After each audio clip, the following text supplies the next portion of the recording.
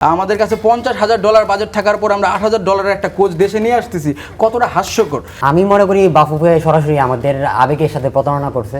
আমরা কিন্তু এটা বলি না, আমরা বলছি এই প্রসেসটার পক্ষে না, মানে আমাদের কথা একদমই ছিল ভুল, এখানে একদমই ভুল, এখানে শিরোনামই ছিল না। আমরা এই আন্দোলনের পক্ষে। আচ্ছা, তুমি শুধু শিরোনামটা দেখছো না, ভিতরে লেখাটা উনি এখানে ছিল সম্ভবত ন্যূনতম মতামত দিতে পারে, মানে টিম সিলেকশনে ন্যূনতম মতামত দিতে পারে এমন একটা পার্সনও যাতে বাঙালি না হয়।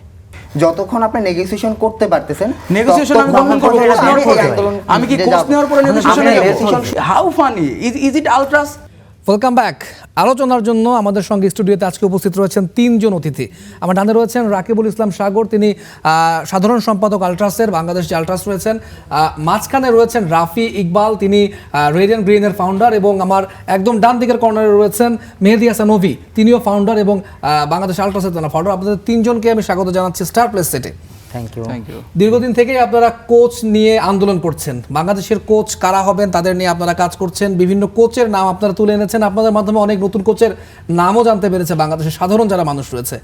শেষ পর্যন্ত সব জল্পনা কল্পনার অবসান ঘটিয়ে থমাস ডুলিকে দায়িত্ব দেওয়া হলো। আপনারা গতকাল পর্যন্ত এই কোচের বিপক্ষে ছিলেন। আমি যদি প্রথমে একটু রাফি ভাইয়ের কাছে আসি, যে আজকে কি কারণে আসলে আপনারা হঠাৎ করে সেটা মেনে নিলেন? এটার মূলত হচ্ছে কি, যে কোচ নিয়োগ প্রক্রিয়াটা হচ্ছে বাফুফের সম্পূর্ণ, আমাদের চাহিদা আছে। তো আমরা চেয়েছি, বা আমাদের বর্তমান যে এক্সপেকটেশন, হামজা, সমিত, কিউবা, ফাহমিদুল্লাহ আসার পরে এবং আরও কিছু বংশোদ্ভূত প্লেয়ার আসতেছে, তো এরা আসার পরে অবশ্যই আমার চাহিদাটা অনেক বেড়ে যাবে। কিন্তু আমাকে বাস্তবতাটা হয়তো মেনে নিতে হবে, কারণ বাফুফের সাথে আমাদের যতটুকু কথা হয়েছে, লাস্ট ফাহমিদুল ইস্যুতে আমরা বাফুফের সাথে বসেছিলাম। তো তখন ওনার একটা কথা ছিল যে সরাসরি আন্দোলনে না গিয়ে আগে ট্রাই করেন আমাদের সাথে কথা বলার, যদি আপনাদের মন মতো না হয় সেক্ষেত্রে আপনারা কিছু একটা ব্যবস্থা নিন। তো সেই ক্ষেত্রেই আমরা হচ্ছে গত 10 তারিখ থেকে বাফুফের সাথে চিঠি আদান প্রদান করেছি, এবং 3টা চিঠি আমরা দিয়েছি, এবং লাস্ট 18 তারিখের যে চিঠিটা আমরা দিয়েছিলাম তার প্রেক্ষিতে বাফুফে প্রেসিডেন্ট আমাদেরকে জানিয়েছিল যে অনেকটা তো মানে এভাবে লেটার চালালে অনেকটা সময় লাগবে, আমরা 7 মাস আমি বসতে পারি কিনা, সেটা প্রেক্ষিতে আজকে বসেছিলাম আমরা। তো বসেছি, বাট তার আগে নিউজ, সকালবেলা ঘুম থেকে উঠে নিউজ পাইতে হয়েছে যে ডুলি আমাদের কোচ হয়েছে, এবং তাদের কিছু কথা ছিল বাফুফের যে তারা দেখতে চায়। আমাদের লেটারে আমাদের কিছু চাহিদা ছিল, সেখানে হচ্ছে ভালো মানসম্মত কোচ এবং কোচিং স্টাফ, বা হচ্ছে আমাদের মূল চাহিদা যেটা, যে আমরা একটা জিনিস শুনি সিন্ডিকেট বাংলাদেশের ক্ষেত্রে, যে সহকারী কোচ বা কোচিং স্টাফ বাংলাদেশি যারা থাকে তাদের কিছু হচ্ছে চাহিদা থাকে কিছু প্লেয়ারদের উপরে পার্সোনালি। তো আমাদের সেই জায়গা থেকে ওনাদের কাছে আমার চাহিদা ছিল একটাই, যে ন্যূনতম মতামত দিতে পারে, মানে টিম সিলেকশনে ন্যূনতম মতামত দিতে পারে এমন একটা পার্সনও যাতে বাঙালি না হয়, যাতে আপনার সাথে আমার ভালো সম্পর্ক, একজনের সাথে আরেকজন ভালো সম্পর্ক, তাকে নিয়ে নিচ্ছি যে একে নাও। মানে আপনারা যে সিন্ডিকেটের একটা কোশ্চেন তুলেছিলেন, যে সিন্ডিকেটের কারণে ভালো প্লেয়াররা বাইরে থাকছে কিংবা জাতীয় দল সিলেকশনে সিন্ডিকেট কাজ করছে, সেটা যাতে না হয়, সেটা না হয়। এবং তখন তাদের একটা কথা ছিল যে অন্তত ভাষার সুবিধার জন্য একজনকে রাখতে হবে। তো সেখান থেকে কথা ছিল যে হ্যাঁ, যদি ভাষার সুবিধার জন্য রাখা যায় ফিজিও অ্যাসিস্ট্যান্ট, তাও তো কোচিং প্যানেলের, বাট এদের হচ্ছে মতামত দেওয়ার জায়গাটা থাকে না টিম সিলেকশনের ক্ষেত্রে, এই ধরনের লোকগুলো নিয়োগ দেওয়া হোক। তো তারা বলে এগুলো নিয়ে আলোচনা করবে, আমাদেরকে জানিয়েছে যে তারা এগুলো জানাবে যে কি করা যায়। তো আর সবচেয়ে বড় যে কথাটা ছিল আমাদের হচ্ছে যে সামনে 2টা ম্যাচ আছে, আমাদের টুর্নামেন্ট আছে। আজকেই ফাহাদ করিম ভাইয়া হচ্ছে ঘোষণা দিল যে ত্রিদেশীয় একটা সিরিজ তো হবেই সেপ্টেম্বরের উইন্ডোতে, যেহেতু আমাদের সাপ নভেম্বরে চলে গিয়েছে, এবং ওইটা যদি তারা 4টা দেশ চাচ্ছে, এবং আমরা জানার ট্রাই করেছি কাদেরকে নিয়ে হতে চাচ্ছে, সেক্ষেত্রে ওনারা আমাদের এতটুকু কনফার্ম করেছে সাউথ এশিয়ার কোনো টিম না, যেহেতু সাফ হচ্ছে নভেম্বরে, সাউথ এশিয়ার না, বাইরের কোনো টিম, ইউরোপের টিমের জন্য তারা ট্রাই করতেছে।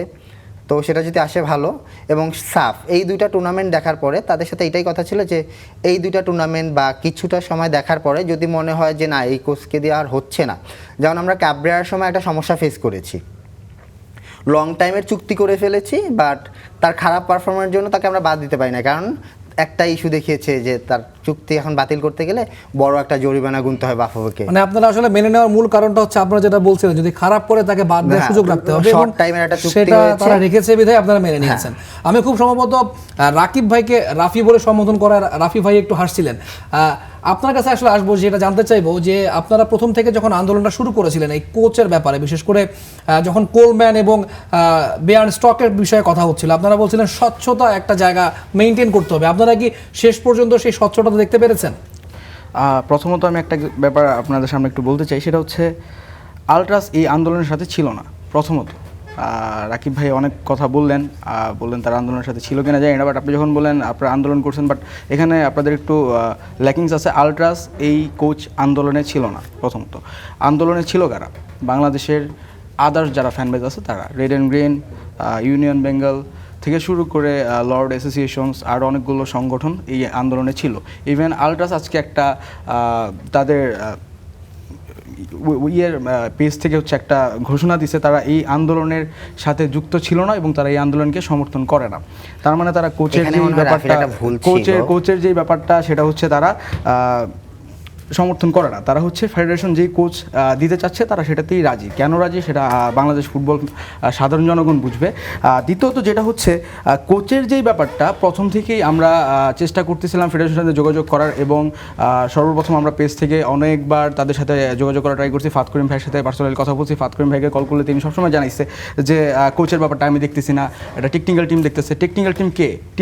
টিটু ভাইয়ের সাথে আমরা কন্ট্যাক্ট করা ট্রাই করছি, তার নাম্বারে কল দিলে তাকে আমরা পাই না। সো আরও অনেক ওয়ে ছিল।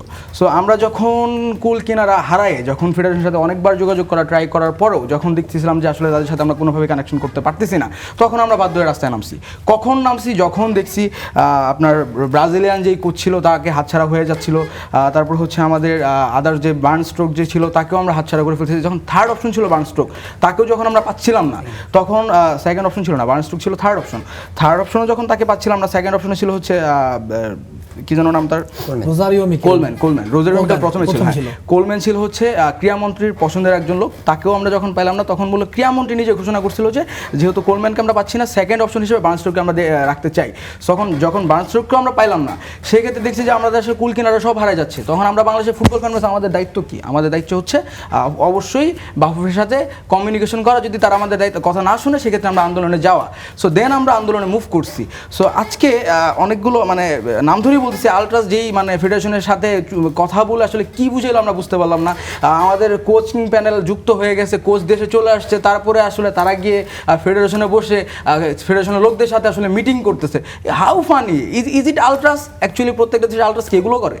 যখন আমার একটা কোচ নিয়ে সিন্ডিকেট হচ্ছে, আমরা ওপেনলি দেখছি সিন্ডিকেট হচ্ছে, তখন সেই দেশের সব থেকে বড় ফ্যানবেস তারা দাবি করে। তারা যখন কোচ চলে আসে, একজন আমাদের কাছে $50,000 বাজেট থাকার পর আমরা $8,000 একটা কোচ দেশে নিয়ে আসতেছি, কতটা হাস্যকর! সেই হাস্যকর জায়গাতে যখন আমরা কোচ সাইন আপ করে ফেলি, তারপর সেই দেশের ফ্যানবেস, প্রধান ফ্যানবেস যারা তাদেরকে উল্লেখ করে আলট্রাস, তারা হচ্ছে সাইনিং করার পরে সেই ফেডারেশনের সাথে তারা বসতে আসছে যে আসলে আপনারা কী করতে যাচ্ছেন, কতটা হাস্যকর। সো আমরা প্রথম থেকেই red and green army, Bengal union এবং আদার্স আরও কয়েকটা সংগঠন প্রথম থেকেই চাচ্ছিলাম বাংলাদেশের যেই পরিমাণের বাজেট আছে, ফেডারেশনের যেই পরিমাণের বাজেট এবং ক্রীড়া মন্ত্রণালয়ের সাহায্যে যে একটা বিগ অ্যামাউন্ট পাচ্ছিলাম, সেই বিগ অ্যামাউন্টের সর্বোচ্চটা আসলে যাতে এই কোচে আনার জন্য আর কি সর্বোচ্চ প্রস্তাবনা দেওয়া হয় এবং তারা যাতে ভালো একটা কোচ আনার ট্রাই করে। বাট আমরা সর্বোচ্চ ট্রাই করছি, বাট দিন শেষে ব্যর্থ হয়েছি। সর্বোচ্চ ব্যর্থ মানে সবটুকু ব্যর্থ হই নাই। আমরা যেদিন কালকে আপনারা দেখছেন আমরা মুভমেন্ট করছি, মুভমেন্ট শেষে আমরা ক্রীড়া মন্ত্রণালয়ের কাছে সরাসরি গেছিলাম, তার বাসায় পৌঁছেছিলাম, তার বাসায় আমরা অবস্থান কর্মসূচি দিয়েছিলাম। এবং সব থেকে ভালো লাগার যে ব্যাপার, আমিনুল ক্রীড়ামন্ত্রী যিনি, তিনি আমাদের সাথে সরাসরি এসে কথা বলছে এবং তিনি বলছে যে যেহেতু আমরা কোচ নিয়ে এসে পড়ছি, সো আমি সর্বোচ্চ ট্রাই করছি। যেহেতু কোচ তখন আমি যখন তিনি তাবিদ ভাইয়ের সাথে কথা বলছিলেন, তার প্রেসিডেন্ট যিনি বাফুফের, তার সাথে কথা বলছিলেন এবং কথা বলার সময় সেই সময়টাতে তিনি প্লেনে ছিলেন। সো কোনো ওয়ে ছিল না আসলে কোচটাকে আটকানোর। সো তখন তিনি তাবিদ ভাইকে এরকম একটা কথা বলছেন যে যেহেতু এই কোচ চলে আসছে, তার সাথে আমরা লং মেয়াদি কোনো চুক্তিতে যাচ্ছি না। এটাই আমাদের অ্যাচিভমেন্ট। আমরা ফ্যান বেস হিসেবে আমরা এতটুকু অ্যাচিভ করতে পারছি, সেটা হচ্ছে কালকে রাতে। তখন কোচ ছিল। আমি আপনার কাছে আবারও আসবো, রেড অ্যান্ড গ্রিন আর্মি, তাদের অভিযোগ শুধু বাফুফে না, তাদের অভিযোগ এখন আলট্রাসের এগেইনস্টে আমরা দেখতে পাচ্ছি। এই ক্ষেত্রে আমি একটু অভির কাছে যাবো, আপনাদের কি মতামত? তারা যে অভিযোগ করছে আপনারা আন্দোলনে আসেননি, বাফুফের সঙ্গে একটা লিয়াজও মেনটেন করেছেন, তার অভিযোগ যেটা, তার প্রেক্ষিতে আপনারা কি বলবেন? প্রথমত হচ্ছে আমি ওর সাথে একাত্মতা পোষণ করবো। আমি ওদের সাথে আন্দোলনে ছিলাম। আমি যদিও আমার নামের সাথে আলট্রাসের পরিচয়টা অনেক দিন ধরে জড়িত, তো আমি এটা নিজে থেকে কোনোদিন সরাইতে পারবো না। বাট বর্তমানে আলট্রাসের যে কমিটি আছে তারা এটা ভালো বলতে পারবে আসলে তারা কেন একটা যৌক্তিক আন্দোলনে সবার সাথে আসে নাই। বাট আমি ছিলাম তাদের সাথে, গতকালও ছিলাম, আগেও ছিলাম, আর সামনে থাকবো বাংলাদেশ ফুটবলের যে কোনো যৌক্তিক দাবি। এই উত্তরটা আমি নিশ্চয়ই রাকিব ভাইয়ের কাছে নেব। তার আগে আপনার কাছে একটু জানতে চাই, যেটা আমি রাফিকে জিজ্ঞেস করছিলাম, শেষ পর্যন্ত কোচ নিয়োগে কতটুকু স্বচ্ছতা মেনটেন করা হয়েছে বলে আপনারা মনে করেন? আমি মনে করি বাফুফে সরাসরি আমাদের আবেগের সাথে প্রতারণা করছে। বিশেষ করে একটু আগে রাকিব ভাই যে সময় বলতেছিল যে তামিদুল আন্দোলনের সময় দাবি তো আমাদেরকে বলছিল যে তোমাদের জন্য আমার দরজা সবসময় খোলা, আমরা আলোচনায় বসতে পারি, আলোচনায় আসতে পারি। আসলে আপনার একটা ডিসিশন আরও 4-5 দিন 6-7 দিন আগেই নিয়ে তারপর এত নাটক সাজিয়ে যে আমরা ওকে আনতেছি, ক্রীড়া মন্ত্রণালয়ের কাছে গিয়ে ফান্ড চাচ্ছেন, সব কিছু করতেছেন, ক্রীড়া মন্ত্রণালয় থেকে ফান্ড দিবে সেটাও অ্যাপ্রুভ হয়ে গেছে। অতঃপর আমরা জানতে পারি যে আজকে কোচ চলে আসছে। কোচ চলে আসার পর আপনারা তাদের সাথে গিয়ে মিটিং করতেছেন। আসলে বর্তমানে যারা আছে এটার উদ্দেশ্যটাও আমি জানি না, মানে কোচ চলে আসার পর মিটিং করারও কোনো মানে হয় না, তখন মতামত নেওয়ারও কোনো মানে হয় না। তো আমার কাছে মনে হয়েছে যে পুরো যে ঘটনাটা ঘটছে এটা সরাসরি আমাদের আবেগের সাথে প্রতারণা করা হয়েছে, একদম অযৌক্তিকভাবে করা হয়েছে। আর এটা বাংলাদেশ ফুটবলের বর্তমান যে ক্রেজ চারদিকে ছড়াই পড়ছে, এটার ভাটা পড়ার জন্য সামনে যদি ভাটা পড়ে সব থেকে বড় কারণ হবে এটা। আচ্ছা, আমি সার্বিক প্রশ্নে আসবো, তার আগে আপনাদের দুজনের যে অভিযোগ সেটার একটু আসলে উত্তরটা জানতে চাইবো রাকিবের কাছে, যে শেষ পর্যন্ত তারা অভিযোগ করছে এবং তারা যে আন্দোলন করছে তারাও আপনাদের এগেনস্টে, শুধু বাফুফে না, এখন আপনাদের এগেনস্টে কোশ্চেনটা, এটা কেন হচ্ছে? এখানে হচ্ছে আমি কিন্তু ক্লিয়ার করেছি যে আমরা 10 তারিখ থেকে লেটার দিচ্ছিলাম তাদেরকে আমরা লেটার দিয়েছি এবং মেইল করেছি, মেইলের সাথে তারা রেসপন্স করতেছিল প্রতিটা মেইলের।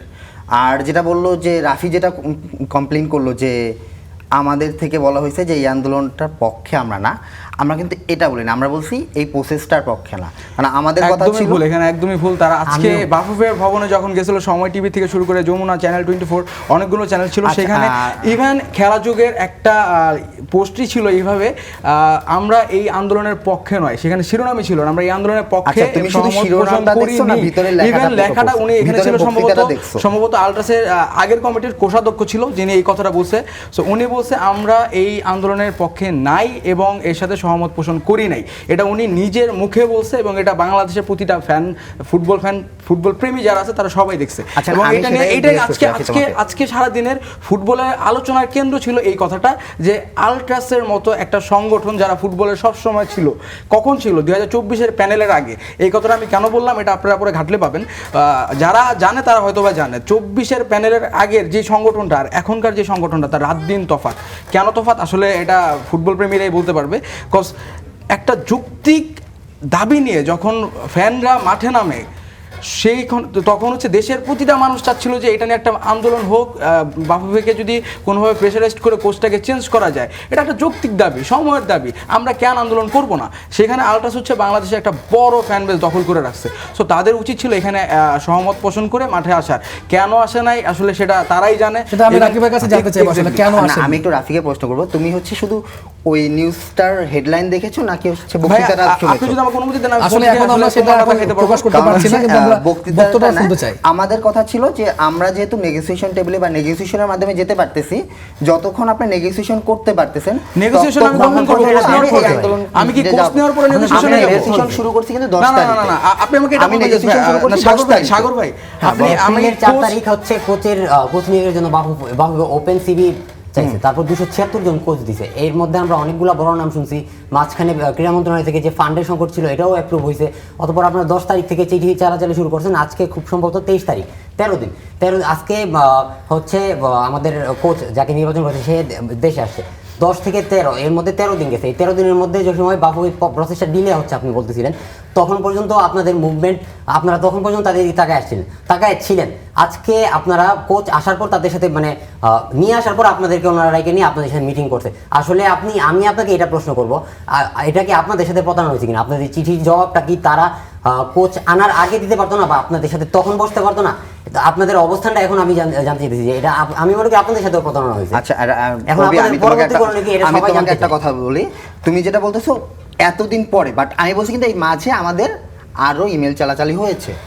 নিশ্চয়ই আমরা বিষয়গুলো অবশ্যই আপনাদের মধ্যে আলোচনা সমাধান হবে। একটা দেশের সর্বোচ্চ ফ্যান বেস তারা দাবি করে, তারা শুধু ফেডারেশনের সাথে ইমেল প্রচারণা করে, তারপর হচ্ছে যখন ইমেলে কোনো অ্যানসার পাবে না, কোচ যখন নিয়োগ হয়ে যাবে তারপরে আমরা আসলে তাদের সাথে দেখা করব। একটা বিষয় তো আপনারা নিশ্চয়ই একমত যে বাংলাদেশের ফুটবল, সেই জায়গায় নিশ্চয়ই আপনারা সবাই একমত, প্রত্যেকটা ফ্যান বেস নিশ্চয়ই একমত, বাংলাদেশের ফুটবলের ভালো সবাই চান। হয়তো আপনারা আপনাদের ওয়েতে গেছেন, তারা তাদের ওয়েতে গেছে। তারা যদি ফুটবলার ভালোই চাইতো তাহলে কোচ নিয়োগের পরে কেন ফেডারেশনের সাথে কমিউনিকেশন করলো? Why? না, তার বক্তব্য তারা 10 তারিখ থেকে আসলে কমিউনিকেশন করছে। হয়তো সবকিছু মিলিয়েই শেষ পর্যন্ত আমরা আসলে এক জায়গায় আসতে পারি যে বাংলাদেশের কোচ, বাংলাদেশের ফুটবলটা কোন জায়গায় যাবে। নিশ্চয়ই আপনারা সবাই সেই জায়গায় একমত। সেই জায়গায় এসে ছোট্ট করে জানতে চাইবো রাকিবের কাছে প্রথমে, খুবই ছোট্ট করে, এই কোচ বাংলাদেশের বর্তমান প্রেক্ষাপটে কতটুকু পারফেক্ট বলে আপনি মনে করেন? 2 শব্দে বলেন। আমি হচ্ছে যদি করতে নাম্বারিং করতে হয়, আমি হয়তো বা 45 দিব তাকে, যে 45% চালানো যায়। রাফি কত পার্সেন্ট দেবেন এই কোচকে? আমি একটু সময় নেবো, জাস্ট 1 মিনিট সময় নেবো। সেটা হচ্ছে ডলির প্রতি আমাদের কখনোই কিন্তু খারাপ কোনো দৃষ্টি ছিল না। আমাদের কথা ছিল আমাদের কাছে বাজেট আছে, আমরা এর থেকে ভালো কোচ পাইতেও পারতাম। আমাদের কাছে $50,000 পর্যন্ত ছিল পার মান্থ কস্ট করার জন্য। সেক্ষেত্রে আমরা $50,000 জায়গায় $10,000 কোচ কেন নিয়ে আসবো? বাট আমরা কিন্তু কখনো বলি না ডলি খারাপ কোচ, আমরা কিন্তু এটা বলি না। বাট আমরা চাচ্ছিলাম যে কোলম্যানের লেভেল একটা কোচ আনতে। এরপরে গোপন সূত্রে জানতে পারলাম কোলম্যানকে কেন নেওয়া হয় নাই, রোজারিও মিকেলকে কেন নেওয়া হয় নাই। রোজারিও মিকেল হচ্ছিল ব্রাজিলিয়ান, তার ইংলিশ ল্যাঙ্গুয়েজটা জানতো না, এর জন্য নেওয়া হয়নি। বিদেশে বাইরের বিশ্বের বিভিন্ন বড় বড় দেশে ব্রাজিলিয়ানরা কোচ করাচ্ছে না, না নিঃসন্দেহে সেগুলো করাচ্ছে না। কিন্তু এখন শেষ পর্যন্ত তো ডুলি চলে আসছে, এইসব কোশ্চেন এখন আসলে রেইজ করে লাভ নেই। তার পারফরম্যান্স দেখতে হবে নির্দিষ্ট সময়ের মধ্যে, তাকে যেটা সময় বেঁধে দেওয়া হয়েছে সেখানে তিনি কি করছেন সেটাও অবশ্য লক্ষ্য রাখতে হবে। তারপরে নিশ্চয়ই আরো কথা বলার সুযোগ থাকবে। শেষ পর্যন্ত আপনি আসলে কত পার্সেন্ট দিবেন? ডুলি অবশ্যই ভালো একজন কোচ, আমরা এর থেকে ভালো কোচ পেতে পারবো। আমি ডুলিকে 70 মার্ক দিব 100-এ। অভিজ্ঞতা দিবেন? আমি একটু সময় নিব, আমাদের হাতে সময় খুবই কম। না আমাকে একটু দিতে হবে, নাহলে মানুষ ভুল মেসেজ যাবে মানুষের কাছে। পার্সোনালি হচ্ছে আমাদের ফুটবলের ইতিহাসে আমরা যে এখন পর্যন্ত যে কয়জন কোচ পাইছি, যদি আমি মার্কিং করি টপ 3 এর মধ্যে আমি ডলির নামটা রাখবো প্রোফাইল অনুযায়ী। কারণ নিঃসন্দেহে ভালো কোচ, তার প্রোফাইল যদি দেখি, তার এর আগে যে জায়গায় কোচিং করাইছে বা তার প্লেয়িং ক্যারিয়ার, ব্যক্তিগত ক্যারিয়ার, সেই অনুযায়ী তার অভিজ্ঞতাও অনেক আছে। বাট হচ্ছে যে প্রসেসে জিনিসটা আসছে এটার উপর আমি ভরসা করতে পারতেছি না। কারণ হচ্ছে আমরা প্রথম থেকেই আশাকর ভাই বলে গেছিল যে আমরা চাচ্ছিলাম যে দেশীয় কোনো কোচ যারা হচ্ছে তাদের কোচের স্বাধীনতাকে নষ্ট করতে পারে এরকম কেউ যাতে তার আশেপাশে না থাকে। ইতিমধ্যে আমাদের আগের যে সহকারী কোচ ছিল হাসান আল মামুন, আমরা শুনতে পাচ্ছি যে ডুলির সহকারী কোচ হিসেবে উনিই আসতেছে, সালমানের ম্যাচে অন্ততপক্ষে তিনি থাকছেন, উনিই আসতেছে। তো যদি পরিস্থিতি এরকম ভাবেই যায় তাহলে আমি যদি ডুলিকে ব্যক্তিগতভাবে যদি আমার পছন্দ থেকে যদি মার্ক দিতাম, আমি 80 মার্ক দিতাম। বাট বর্তমান যে পরিস্থিতি আছে এই পরিবেশে আসলে আমার মনে হয় যে তার যে যোগ্যতা আছে বা তার যে ক্যাপাবিলিটি আছে এর 50% সে এখন দিতে পারবে। বাংলাদেশের ফুটবল যেখানে এক, আমাদের প্রত্যাশা থাকবে সব ফুটবল ফ্যানরা আসলে এক থাকবেন, দেশের সাথে সবাই একসঙ্গে কাজ করবেন। আপনাদের 3জনকেই অসংখ্য ধন্যবাদ আমাদের স্টুডিওতে আসার জন্য। Thank you.